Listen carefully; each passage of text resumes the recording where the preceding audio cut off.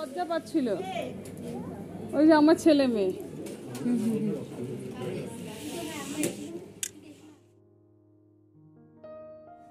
রাধে রাধে বন্ধুরা, তোমরা কেমন আছো? আশা করি তোমরা সবাই ভালো আছো।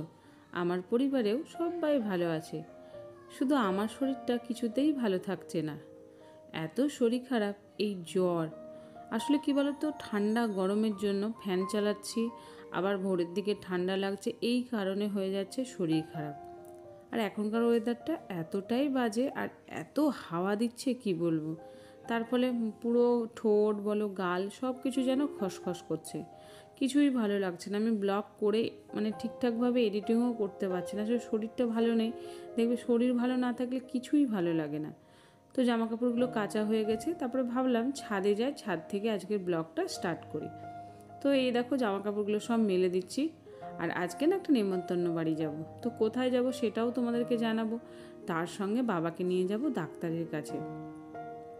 আর সঙ্গীতাদি, তুমি আমাকে বলেছিলে না যে বাবার একটু বেশি করে ভিডিও দেখাতে, তো অবশ্যই দেখাবো। আসলে সারাদিন এদিক ওদিক করে কাজ করি না, তো সেরকম হয় না। তো আমি এইদিকে জামা কাপড়গুলো মেলছি, আর বাবা নিচে কি করছে কে জানে। আমি চেষ্টা করি যে পরিবারের সবাইকে নিয়ে আসার, কিন্তু বড় মশাই তো আসতেই চায় না। যতটুকু পারি নিয়ে আসার চেষ্টা করি। তো জামা কাপড়গুলো মেলে দেবো, এখনও মুখ টুক কিচ্ছু ধুইনি। নিচে যাব, নিচে গিয়ে আস্তে আস্তে কাজগুলো করব। আর কি হয়েছে বলো তো, হাঁটু থেকে পায়ের নিচ অবধি এতটাই ব্যথার জন্য পুরো দাঁড়িয়ে থাকতে পারছি না। দাঁড়িয়ে দাঁড়িয়ে রান্না করার জন্য হচ্ছে কিনা সেটাও বুঝতে পারছি না। তো আমার পরিবারের সবাইকে অনেক ভালোবাসা, তোমরা তো আমাকে অনেক ভালোবাসো। আর আমার ছাদের ওপরে, ছাদ থেকে তোমাদেরকে দেখিয়ে দিচ্ছি, দেখো এত সুন্দর একটা গাছে মুকুলও এসছে, অনেক দুটো গাছে আমের মুকুল এসছে। আর এই বাড়িটাতে আছে আমাদের নেমন্তন্ন। তো যাব, দেখি বাবাকে ডাক্তারের কাছে নিয়ে গিয়ে কখন যাওয়া হচ্ছে। তারপর নিচে এসে বাবার কাণ্ড দেখছি। আমাকে তো দেখে মানে বলছে, এটা করতে পারিস না, এটা কেন ঠিক হয় না, এটা আমি কি এসছি এখানে কাজ করার জন্য, অনেক কথা। তারপর দেখো সমস্ত জুতোগুলো আসলে রেখে দিয়েছে। আমাদের বাড়িতে একটা কী জিনিস হয়েছে জানো তো, ঠিক বিকেল হচ্ছে, বাইরের দিকে জুতো রাখছি, এক পাট করে নিয়ে চলে যাচ্ছে, আর পাওয়া যাচ্ছে না। আমারও হয়েছে, মেয়েরও হয়েছে, বরেরও হয়েছে। বর তো প্রচণ্ড রেগে গেছে। দামি একটা জুতো ছিল, কিছুদিন মাত্র পরেছে, এক পাট নিয়ে হাওয়া। তো এই জন্য বাড়িতে সবারই মন খারাপ যে নিচে দিকে বাড়ি বলে এরকম। আসলে এতদিন ছিল তো কিচ্ছু হয়নি। এই দানিং দেখছি এই একটা মানে শুরু হয়েছে, চোরে চুরি করছে না কুকুর চুরি করছে, কে যে চুরি করছে আজও আমি বুঝতে পারছি না। তো এই নিয়ে বরের সঙ্গে তো খুঁটামুটি হলেন, তুমি কেন বাইরে রাখো, তুমি ভেতরে কেন ভরে দাও না। তো বলে তুমি দেখে কেন ভরো না। আসলে কি বলো তো, আমি যেটা করবো না সেটাতেই কথা হবে, তুমি কেন করো না, এটাই। তো নিয়ে তো চলে গেছে, কিছু করার নেই। এখন নতুন জুতো কিনতে হবে। বড় বলছে আমি কিচ্ছু কিনবো না, থাক ওটাই থাক। এক এক করে পাট রাখা আছে, কিন্তু সেই এক এক পাট কিন্তু আর নিয়ে যাচ্ছে না। মানে কুকুর, বুঝতে পারছো, কুকুর না মানুষ করছে সেটাও মানে বোঝা যাচ্ছে না। তো বাবা তো ওদিকে কাজকাম করছে, আমি এখন চাটা বানাবো। আর এই যে মুখ ধুচ্ছি, আর কিছুই ভালো লাগছে না। জিভের চারিদিকে না একটা মানে ঠিক ছোটো ছোটো দানা দানা হয়ে গেছে, এই কারণে খেতেও ভালো লাগছে না। আর এখানে আমি একটা নতুন কভার কিনেছি, তোমাদেরকে আর সেটা দেখানো হয়নি, হঠাৎ করে বিক্রি করতে এসেছিলো। তো এটা নিয়েই মনে হচ্ছে ভুল করেছি। আসলে কি বলো তো, এতটা স্লিপ কাটছে কি বলবো। তো বাবা বলছে কি একটা কিনেছিস, কিছু ঠিক নাই ঠুক নাই। এই নিয়েও কথা হলো। আসলে বাবাকেই বললাম দেখো তো এটা ভালো লাগছে কিনা। বাবা বললো দেখ ভালো লাগলে তুই নে। তো এটা তো নিয়েছি, এখন ফেলে দেবো, নষ্ট করবো, এটা তো গায়ে লাগবে। তো যাই হোক, কিছুদিন তো পাতা চলুক। তো এখন সুন্দর করে এটা পেতে টেতে দিচ্ছি। তারপর এখানে ফলের ঝুড়ি আছে, সব কিছু ঠিক করে রাখবো। দেখো কিছুতেই আমি ঠিক করতে পারছি না।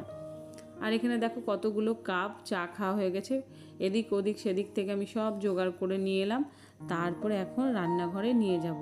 সকালে ভাবি বাসনপত্র মাজবো না, কিন্তু ঠিক বাসন হয়ে যায়।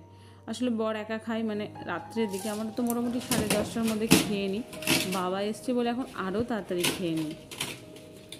আর রান্নাঘরের এই দিকটাতে দেখেছিল অনেকগুলো নোংরা ছিল, তো এই মাসিকে বলা হয়েছিল তো এই দিকটা পরিষ্কার করা হবে। তো এখন আমার গোটা ঘর বাড়িগুলো সত্যি করে পরিষ্কার হয়ে গেলে না দেখতেও ভালো লাগবে। আর এখানে দেখতে পাচ্ছ কী সুন্দর ছোটো ছোটো শিউলি ফুল, তাই না, কি ভালো লাগছে। আসলে টবটা না ছোট হয়ে গেছে, ওই জন্য বড় একটা টব দিতে হবে। গাছ তো আমার প্রচণ্ড প্রিয়, গাছ আমার খুব ভালো লাগে। যেখানেই দেখতে পাই গাছ, সেখানেই আমি শুরু হয়ে যাই গাছ নেবো গাছ নেবো। কিন্তু দামটা এত পরিমাণে নেয় না, আমি বুঝতে পারি না কোনটা ঠিক আর কোনটা ভুল। তারপর রান্নাঘরে এসে এখন চা খাবো, চা না খেলে তো কিছুই ভালো লাগে না। তো বাবা ওদিকে কী কাজ করছে তোমাদেরকে সেটাও শেয়ার করব।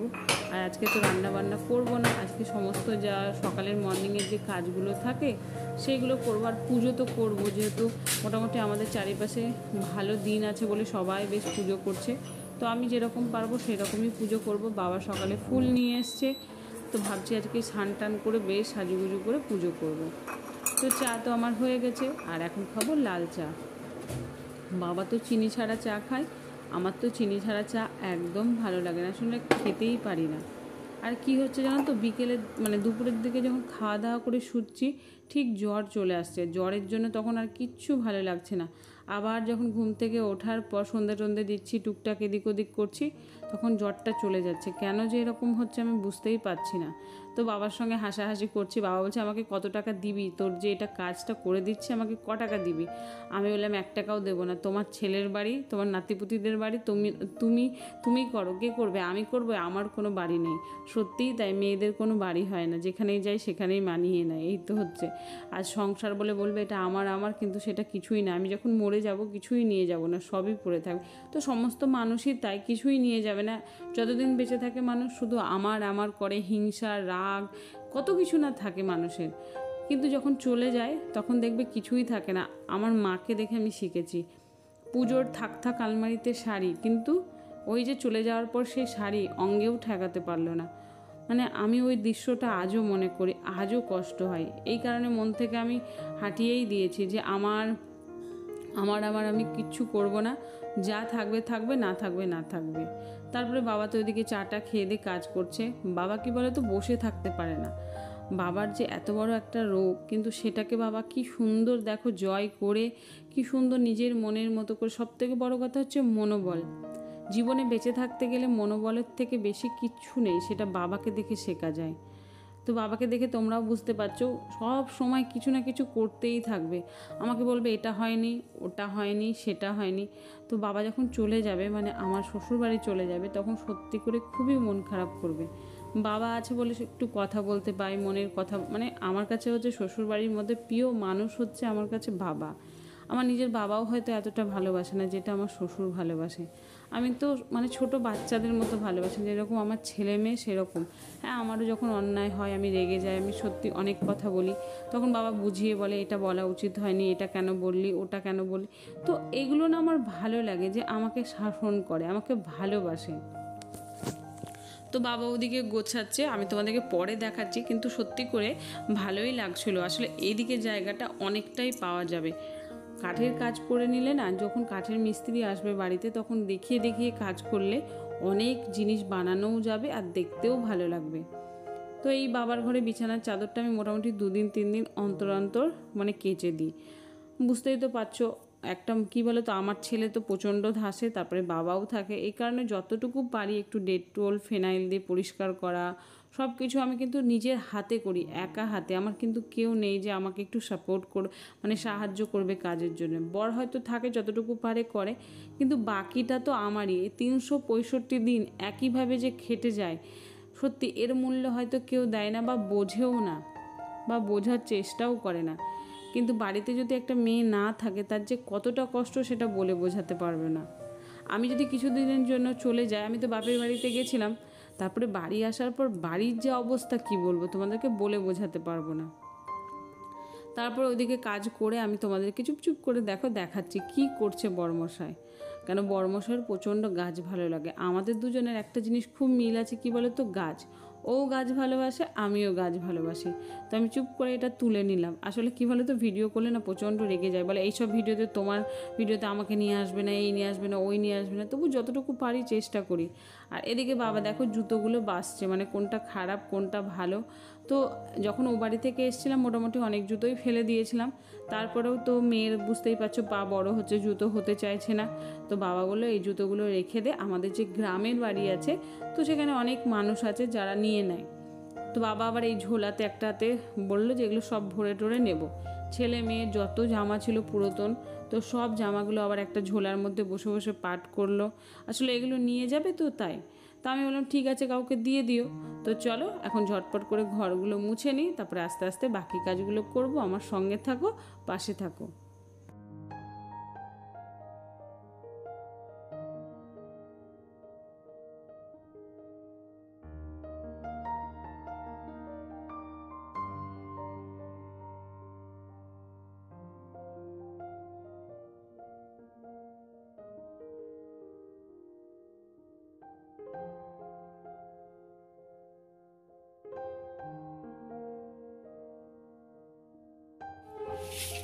তো ঘর মোছা হয়ে গেছে। ঘর মোছার পর আমি দেখছি বাবা কোথায় গেল।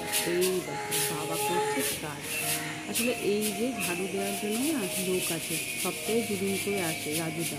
তো কদিন ধরে আসছেই না, আর এত পাতা পড়ে। ওই যে সজনে গাছের পাতাগুলো পড়ছে, এত ফুল হয়েছে কিন্তু কিছুতেই সজনে ডাঁটা হচ্ছে না। তো কোথায় আছে কোথায় আছে, তারপর দেখতে চলে এলাম। এই দেখো বাবা করছে কাজ। তো আমাকে বললো এগুলো পরিষ্কার, আসলে কী বলতো, এগুলো পরিষ্কার করি যেদিন, সেদিন আমি মাথাতে স্নান করি, মানে মাথাতে শ্যাম্পু দিই। তো রাজুদা আসে বলে সেরকমভাবে আমি করি না, মাঝে মাঝে তো বড়মশাই করে, আমিও করি, মানে সব মিলেমিশেই হয়। এত পাতা পড়ে আর সামনের দিকটা না দেখতেও ভালো লাগে না। তো বাবার ওদিকে বইয়ের ওই যে থাকগুলো ছিল, বইগুলো বিক্রি করবে, সেগুলোকে ঠিক করে রাখলো, মানে খাতাগুলো। তারপরে এদিকে জুতোগুলো ঠিক করে রাখলো, জামা কত করে খাতা বাবুদের হয় না সেগুলোকে ভাঁজ করে রাখলো। মানে ওই জায়গাটা খুব সুন্দর করে দিয়েছে। তারপর আমি দেখো এদিকে চলে এলাম স্নান করে। স্নান করার পর তো এখন এতটা চচ্চর করে কি বলবো, বাবাকে ঝটপট করে ডাল আর মুড়ি দিয়ে দিলাম। বাবা দেখো রেডি হয়ে গেছে, আর আমি এখন করছি পুজো। তো গাছে এত ফুল ফুটেছে, ভাবলাম চলো একটু ফুল নিয়ে নিই, আর আজকে একটা ভালো দিন আছে। তো পুজোটাও ঝটপট করে নেব। বাবুদেরকে বললাম তোমরাও স্নান টান করে নাও, করে তোমাদেরকে পুজোর মানে যেখানে যাব, মানে পুজোর বাড়িতে, তো সেখানে রেখে দিয়ে সোজা চলে যাব বাবাকে ডাক্তারের কাছে। তো এই যে সকালবেলাটা সত্যি করে যেদিন রান্নাবান্না থাকে না, কিন্তু অন্য কাজগুলো কিন্তু অনেক থাকে, সেই সব কাজ করতে করতেই মাথা খারাপ। আর এই জবা গাছটাতে খুব জবা ফুল ফুটছে, মানে আমি ভাবছি এই জবাগুলো আরও 2-3টে লাগিয়ে নেব, তাহলে ফুলটা যেন তো কিনতে হবে না, বাড়িতেই পেয়ে যাব। তারপর বসে পড়েছি এখানে পুজো করতে। আর আগে দেখতে মানে ঠাকুরের যে জায়গাটা ছিল সেটা ওখানেই আছে, জাস্ট এরকম থাক থাক করে দুটো র্যাক হয়েছে। তো এখানে একটা পর্দা সিস্টেম করব ইচ্ছে আছে, তো পর্দা সিস্টেম হয়ে যাবে। তারপরে এদিকে আমার ইচ্ছে আছে এই যে বাবুদের বইপত্র র্যাকটা হয়েছে, ওটাতেও একটা কভার সিস্টেম করে দেবো, তাহলে দেখতে ভালো লাগবে। আর এদিকে বাবুদের যে জামা কাপড়ের এগুলো আছে, সেগুলো সব শীতের আছে, সেগুলো ভরে দেবো, তাহলে এই জায়গাটাও সুন্দর হবে। যতটুকু পারি আস্তে আস্তে করব। আর আমি কিন্তু সত্যি করে যতটুকু পারি পুজো পাঠ করতে মন থেকে সেটুকুই করি। আমি যতটুকু মানে অনেকজন আছে না কি সুন্দর গান করে, মানে গান করে খুব সুন্দর করে পুজো করে, আমি সত্যি পারি না। তো আমার হচ্ছে কি বলতো, সারাদিনে কাজ করে স্নান করে যদি ঠাকুরের কাছে না বসি, তাহলে আমার মনটা ভালো লাগে না। মানে এইটা একটা অভ্যাস, সকাল সন্ধ্যা আমার ঠাকুরের কাছে বসতেই হবে, প্রণাম করতে হবে, আমার কষ্ট দুঃখ তাকে শেয়ার করতে হবে, এটা হচ্ছে আমার প্রত্যেক দিনের। তো চলো আমি পুজোটা করে নিই, তারপরে রেডি হয়ে বাবাকে কোথায় নিয়ে যাব, ডাক্তারের কাছে। তো কোথায় যাব সেগুলো সবগুলোই তোমাদের সঙ্গে কিন্তু শেয়ার করব। তো চলো দেখতে থাকো।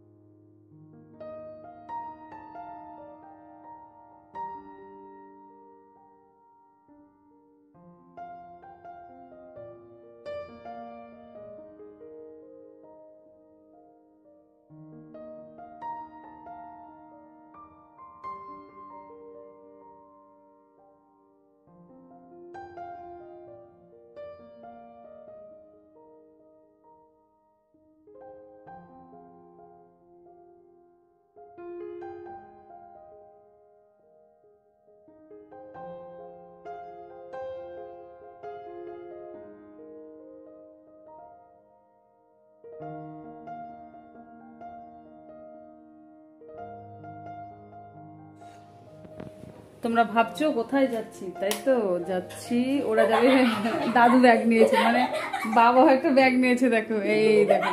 তো আমরা সবাই যাচ্ছি, বেরোচ্ছি, আর ছেলে মেয়ে যাচ্ছে পাশের বাড়িতে, পুজো আছে, আর আমরা যাচ্ছি ডাক্তারের কাছে। বাবাকে আজকে চেক আপে আছে, তো কালকে বাবার কেমো মানে স্টার্ট হবে, এই কারণেই ভাবছি ডাক্তারটা একবার দেখিয়ে নিই।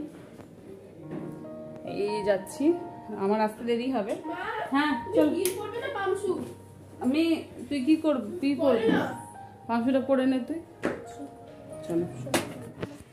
তো তোমাদেরকে ছাদের উপর থেকে দেখিয়েছি প্যান্ডেল করা। আজকে হচ্ছে ওনাদের বাড়িতে নারায়ণ পুজো, তো আমাদের সবাইকে নেমন্তন্ন করেছে। বাবা তো আসবেই না, আর বড়মশাই তো সকালেই ডিউটিতে চলে গেছে। তো আমরা তিনজন মিলে, তো মেয়েকে আর ছেলেকে রেখে গেছি, তারপর বাবাকে নিয়ে চললাম ডাক্তারের কাছে। এখানে বাবা আর আমি।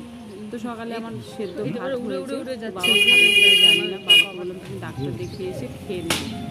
তো যাচ্ছি আসলে কি বলতো, বাবা ফ্ল্যাটটা এখন তৈরি হয়, যাওয়ার কথা সে ডিউটি পড়ে গেছে, তো সেই জন্য আমাকে নিয়ে পঙ্কর বাড়ির সামনে ওখানে রেখে দিয়েছি। বলছি খাওয়া দাওয়া করে তোমরা চলে আসবে বাড়িতে, আবার একটু লেট হবে, আর ডাক্তারের কাছে গেলে তো অনেকটাই লেট হয়। তো এখানে দেখো বসে আছি, তো ডাক্তার চলে এসছে, এখন দেখাশোনা চলছে। আমাদের 5 নম্বরের নাম আছে, তো দেখবে বাবাকে বলবে কি হবে না হবে, যেহেতু এত একটা বড় একটা জিনিস হয়ে গেছে, তারপরে সেটাকে ট্রিটমেন্ট করে আস্তে আস্তে কমানো, সেটাও হচ্ছে বড় জিনিস। তো ডাক্তার দেখানোর পর সামনেই ছিল গাছ বিক্রি করছিল, তো বাবাকে বললাম চলো ডাক্তার দেখানো হয়ে গেছে, গাছগুলোর দাম জিজ্ঞেস করি। এত দাম বলছে, তো বাবা বললে ছেড়ে দিয়ে নিতে হবে না। এই জবাগুলো না 120 করে বলছে। তোমাদের যদি কারোর জানা থাকে যে কম বলছে না বেশি বলছে, তো অবশ্যই কমেন্টে জানাবে। তো ম্যাক্সিমাম গাছের দামই হচ্ছে 100 টাকা। তো চলে এসেছি বাড়ি, বাবা পরে আসবে। বাবা বললো আমি আজকে হোটেলে খাবো, আমি ডাল ভাত করে গেছিলাম, আর ওরাও দেখো খেয়ে দিয়ে চলে এসছে। তো বাবা ডাক্তার দেখানোটা অনেকটাই লেট হয়ে গেল, তো আমি আর ঘরে ঢুকবো না, আগে পুজোর ওখান থেকে ঘুরে আসি, প্রসাদ টসাদ খেয়ে আসি, তারপরে বাড়ি আসবো। আর মেঘ মেঘ করছে ওয়েদারটা। গাছ তো দেখলাম, কিন্তু এত দাম বলছিল গাছগুলো, এই কারণে নেওয়াও হলো না। বাবু তোরা তালা মেরে দে। তো দেখো এখানে খেতে দিয়েছে, আমি তো ভিডিওটা অন করতেই পাচ্ছিলাম না, তো যতটুকু পেরেছি করেছি। তোমার হয়েছে পোলাও, আর হচ্ছে পনির চপ, এখানে হচ্ছে ধোকার ডালনা, পনির, পায়েস না, চাটনি, পাঁপড়, আর হচ্ছে মিষ্টি। তো সত্যি করে খুব সুন্দর ছিল রান্নাবান্নাগুলো সব কিছু। বাবা তো একদম খায়নি। তারপর এসে দেখো জামা কাপড়গুলো নিয়ে বসে পড়েছি ভাঁজ করতে। তো এখন জামা কাপড় ভাঁজ করে আমি একটু রেস্ট নেবো, আর বাবাকে অনেক ওষুধ দিয়েছে, তো সেগুলো বাবা আবার কিনে নিয়ে এসছে, সেগুলো ভাবছি একটু বসে বসে দেখবো, একটু গল্প করব, তারপরে শুবো। বাবার জন্য সত্যি করেই মনটা খারাপ করে যে এত ভালো মানুষের কেন এরকম রোগ হয় সত্যি। তো চলো ব্লগটা আর বেশি বড় করব না, ব্লগটা এখানেই শেষ করব, আর চেষ্টা করব ডেলি তোমাদের সঙ্গে একটা করে ব্লগ শেয়ার করতে। তো চলো আজকের মতো বিদায় নিলাম, আবার একটা নেক্সট ব্লগে তোমাদের সঙ্গে খুব তাড়াতাড়ি দেখা হবে।